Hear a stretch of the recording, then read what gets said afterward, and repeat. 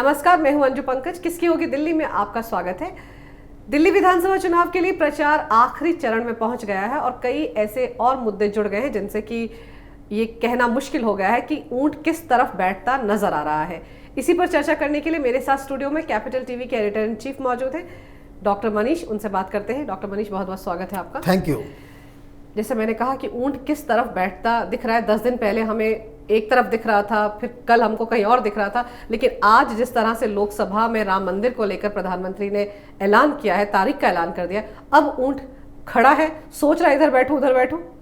देखिए, आज जो तारीख का ऐलान हुआ है वो बड़ा मज़ेदार है, क्योंकि जो लोग सोशल मीडिया में हैं, जो न्यूज़ को जानते हैं, देखते हैं और ख़ास करके केजरीवाल और कांग्रेस पार्टी को फॉलो करते हैं, उनको पता है कि अब तक जब से ये मसला राम मंदिर का पॉलिटिकल हुआ है, तब से ये लोग एक स्लोगन दिया करते थे कि मंदिर वहीं बनाएंगे, तारीख नहीं बताएंगे।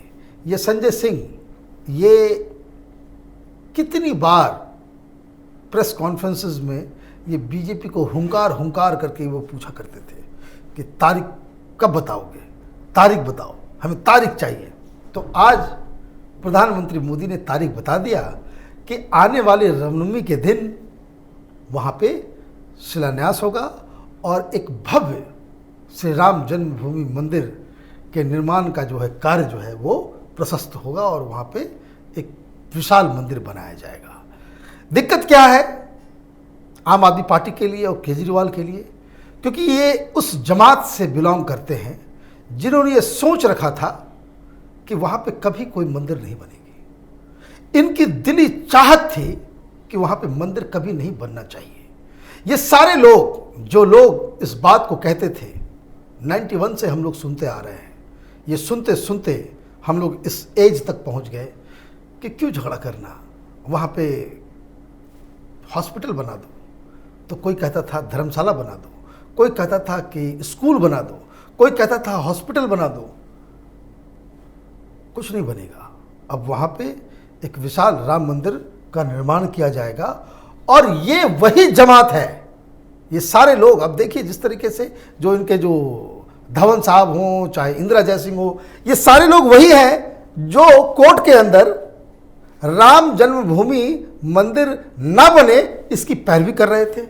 यही लोग, ये केजरीवाल का बेसिकली कांग्रेस पार्टी और केजरीवाल की जो लीगल टीम है वो दोनों एक है।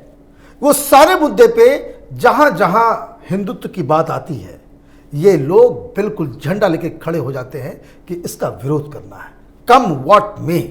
और ये वही गैंग है जो टेररिस्टों को जीवन दान देने के लिए 2 बजे रात में सुप्रीम कोर्ट को जगा देता है। पावरफुल लोग हैं ये। अगर आप इनकी बात नहीं मानेंगे तो ये पूरी दुनिया में डंका पीट के हिंदुस्तान को बदनाम करेंगे। सेकुलर लोग हैं ना ये एक्चुअली।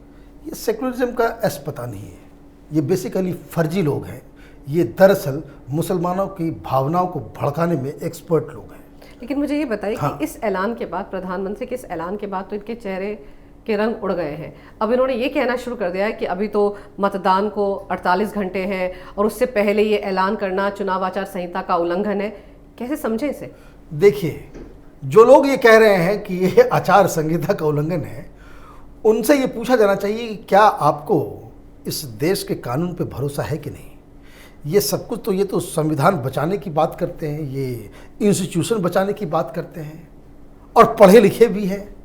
और पढ़े लिखे लोग जब इस तरह की बातें कहते हैं तो इसका मतलब है कि वो धूर्त वाला काम कर रहे हैं, वो लोगों को बरगला रहे हैं, लोगों को झांसा दे रहे हैं। दरअसल जो सुप्रीम कोर्ट ने जब ये फैसला किया था कि वहाँ ये पूरी की पूरी ज़मीन रामलला के सुपुर्द की जाए, वहाँ पे एक भव्य मंदिर का निर्माण हो, उसमें ही सुप्रीम कोर्ट ने कहा था कि 9 तारीख से पहले, 9 फरवरी के पहले तक केंद्र सेंट्रल गवर्नमेंट, जो केंद्र सरकार है केंद्र की, वो एक ट्रस्ट का निर्माण करे और किस तरीके से ये मंदिर बनाया जाएगा उसका पूरा लेखा जोखा नक्शा जो है वो क्रिएट करें।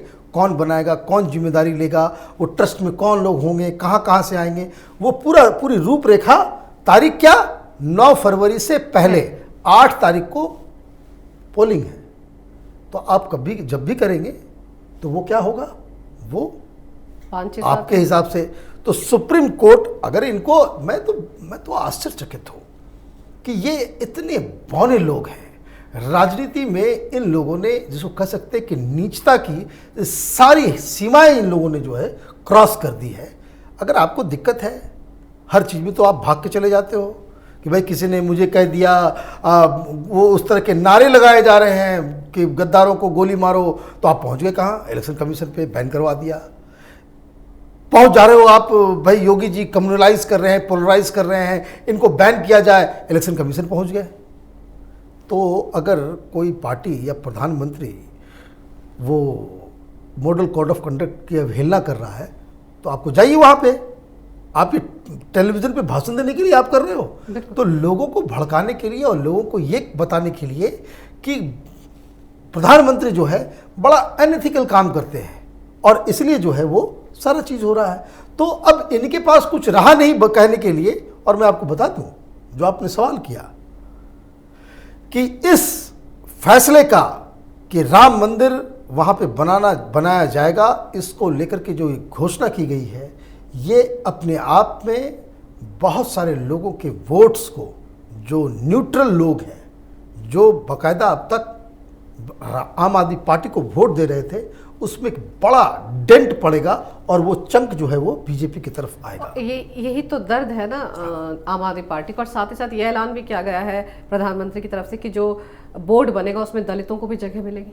अब इनके साथ दिक्कत ये हो रही है कि ये इनका जो एक फार्मूला ये लोग चला रहे थे, ये सारे वामपंथी फ्रॉड लोग जितने हैं, ये मीम और भीम की कहानी जो बता रहे थे, और ये वामपंथी लोग जीवन भर जब तक बाबा भीमराव अंबेडकर जीवित रहे तब तक उनको ये लोग पता नहीं किन किन गालियों से ये नवाजते रहे। ऐसे ऐसे बयान हैं, ऐसी ऐसी घटनाएं हैं कि जहां कहीं भी भीमराव अंबेडकर चुनाव लड़ते थे, ये लोग, यही वामपंथी लोग जाकर के प्रचार करते थे कि अपने वोट को नाली में दे दो लेकिन अंबेडकर को वोट मत देना। आज इनको मीम और भीम याद आ रहा है। और दूसरा, इनको जो ये है ना कि आप बिना जो भानुमति का कुनबा आप तैयार करेंगे, बिना आइडियोलॉजी, बिना विचारधारा के, कुछ से कुछ पाकिस्तान के इशारे पे, पाकिस्तान के पैसे के ऊपर आप जो है चाहेंगे इस देश के अंदर में एनार्की क्रिएट कर दे, तो वो तो होगा नहीं। अब देखिए, मीम और भीम का चक्कर में ये लोग केरला में आपस में लड़ गए। ये जो वहाँ पे वामपंथी सरकार है, उन्होंने कहा कि ये पीएफआई को जो है बैन करेंगे, ये लोग जो है लव जिहाद करवाते हैं, ये लोग समाज में जहर घोल रहे हैं, तो ये आपस में ही लड़ रहे हैं। कांग्रेस पार्टी वहाँ पीएफआई को बचाने के लिए वहाँ पे आंदोलन कर रही है।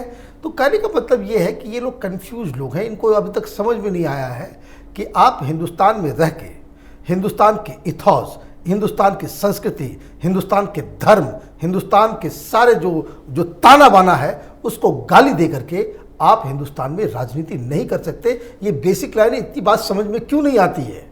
और आपने कांग्रेस की याद दिलाई तो मुझे याद आया कि राहुल गांधी भी कल और आज रैलियां कर रहे थे दिल्ली में और 10-10 साल के बच्चों से पूछ रहे थे कि क्या बदलाव देखा पिछले 5 साल में। ये सवाल आपको नहीं पूछना चाहिए था। ये इसलिए नहीं पूछना चाहिए कि टाइम बर्बाद करना है राहुल गांधी के बारे में बात करके। वो क्यों? क्योंकि ये बेसिकली, ये तो साइड हीरो, क्या इसको कह सकते हैं, 12th मैन भी नहीं है। ये वैसा खिलाड़ी है कांग्रेस पार्टी, वो अपने पैर में कुल्हाड़ी मार करके, ये कालिदास को भी क्रॉस कर दिया है राहुल गांधी ने। इनका जो नाम, जो इनको जिस नाम से पुकारा जाता है, वो शब्दशः वो जो है वो अपने आप को जो है उस कैरेक्टर में जो है उन्होंने जस्टिफाई कर लिया है। अब आज कोंडली के अंदर वो रैली कर रहे थे, 10 साल की बच्ची को पूछे तुम्हारा नाम क्या है, तो उसने नाम बताया। क्या उम्र है? उसने कहा 10। अब 10 साल की बच्ची से बोल रहे कि 5 साल में तुमने बदलाव देखा ना कि समाज में कितनी घृणा बैठ गई है। अरे 5 साल की उम्र होगी जिस समय मोदी सरकार में आए होंगे, 6 साल, उसकी उम्र 4 साल की होगी। अब क्या बताना चाह रहे हो? और आपका संवाद करने का तरीका यही होगा? बजट के ऊपर बोलने के लिए आपके पास कुछ नहीं है। आपके पास पाकिस्तान और हिंदुस्तान, पीओके, इतने सारे इश्यूज हैं, उस पर बोलने के लिए आपके पास कुछ नहीं है। आपको दिक्कत क्या है? ये दरअसल प्रॉब्लम क्या है, अब इसको भी समझ लेना जरूरी है। ये एक अंग्रेजी में वर्ड है ब्रैट, जो अमीर खानदान के जो बिगड़ैल बच्चे होते हैं उसको कहते हैं ब्रैट। ये सब ब्रैट्स हैं। ये इन लोगों ने न पढ़ाई की जीवन में, न समाज को देखा। 20 साल से राजनीति कर रहे हैं, अभी भी सीख ही रहे हैं। और कांग्रेस पार्टी मूर्खता की तो इन लोगों ने सारी सीमाएं क्रॉस कर दी है। 50 साल के बूढ़े आदमी को आप युवा लीडर बनाने में तुले हुए हो। कितनी बार रिलॉन्चिंग होगी।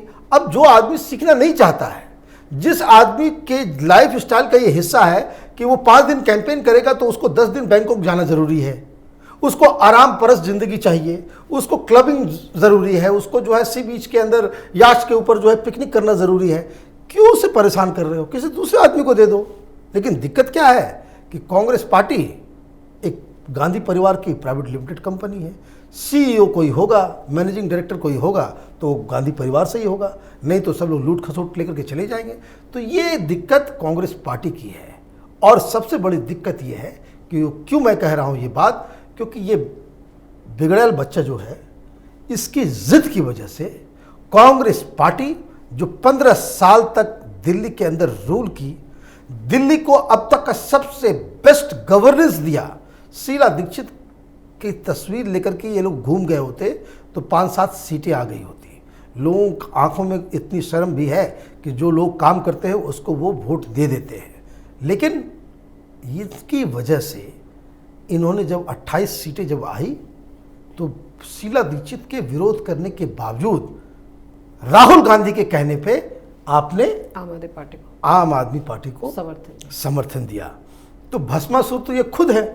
तो इनके बारे में बातचीत करने का बेकार है, क्योंकि ये पार्टी 70 के 70 सीट के ऊपर अपनी जमानत को बचाने के लिए चुनाव लड़ रही है। आपको क्या लग रहा है, शाहीन बाग का मुद्दा वोटर्स के मन में रहेगा जब वो वोटिंग करने जाएंगे, या फिर राम मंदिर का मुद्दा? देखिए, दोनों मुद्दे जो है वो रहेंगे। दोनों मुद्दे इसलिए रहेंगे कि जिस तरह से भाषणबाजी शाहीन बाग में हो रहे हैं, जिस तरह के टेप्स आ रहे हैं, चाहे वो सर्जिल इमाम का हो, चाहे वो जेएनयू की दूसरी लड़की का हो, या फिर आज जो अमानतुल्लाह का आया हो, इस तरह की भाषा, इस तरह का जो डिस्कोर्स हिंदुस्तान की जनता बर्दाश्त नहीं कर सकती है। ये इम्पॉसिबल है कि हिंदुस्तान के अंदर कोई भी वो गुट हो, कोई भी वो धर्म से आता हो, किसी भी जाति से आता हो, इस देश को तोड़ने की बात करेगा तो ये पॉसिबल नहीं है। वो ज़माना चला गया कि जब हम आज़ादी की लड़ाई लड़ रहे थे और इन लोगों ने, मुस्लिम लीग ने एक प्रेशर डाल करके एक वो देश का टुकड़ा करके वो ले गए। अब ये संभव नहीं है। और इसलिए जब इस तरह की बातें कहीं से आती है तो लोग उसके ऊपर रिएक्ट करेंगे। ये एक मसला है। दूसरा मसला जो इम्पोर्टेंट होगा दिल्ली के लिए, वो राम मंदिर का भी मसला इम्पोर्टेंट होगा, क्योंकि लोगों की आस्था का सवाल है, इसलिए इस पर भी लोग वोट करेंगे। और तीसरा जो केजरीवाल के फेवर में है कि ये जो राबड़ी देवी और दूसरे जो बिल्कुल ही नकारे चीफ मिनिस्टर्स देश के अंदर जो हुए हैं, जो सब कुछ फ्री बांटते हैं, तो वो जो फ्री बिजली, फ्री पानी, फ्री इलाज, जो सारा कुछ जो हो रहा है ये फ्री का चक्कर, उस वजह से भी लोग वोटिंग करेंगे। और इस तरह की जो वोटिंग है वो केजरीवाल को दी जाएगी। और इसलिए ये मुकाबला बड़े टक्कर का है। 10 दिन पहले तक क्लियर कट विनर थे केजरीवाल, लेकिन अभी उनकी जीत पे कई सारे सवाल खड़े हो गए। बिल्कुल, कुछ एक मुद्दे ऐसे आ गए हैं जिनसे कि अब वोटर का मन भी डामाडोल हो रहा है और बदल रहा है। तमाम जानकारी हमारे दर्शकों को देने के लिए बहुत बहुत शुक्रिया डॉक्टर मनीष। किसकी होगी दिल्ली में, आज के लिए बस इतना ही। लेकिन अगर आपको हमारा ये वीडियो अच्छा लगे तो कृपया इसे लाइक करें, शेयर करें और हमारे चैनल को सब्सक्राइब करें। देखते रहिए कैपिटल टीवी।